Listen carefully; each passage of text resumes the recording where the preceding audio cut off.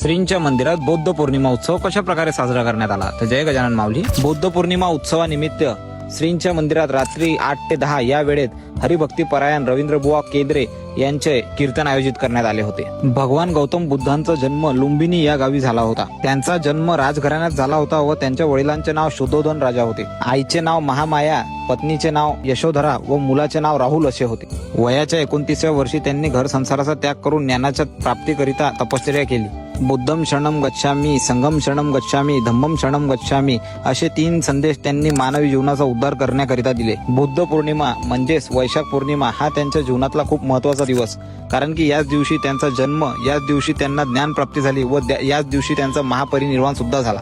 भगवान बुद्धांच्या प्रज्ञाशील करुणा या 3 तत्वांचा अंगीकार करून त्याची अंमलबजावणी दैनंदिन जीवनात केल्याने खऱ्या अर्थाने सुखाचा शोध लागण्याकडे वाटचाल सुरू होते. कीर्तनाकरिता घेतलेला अभंग धन्य काळ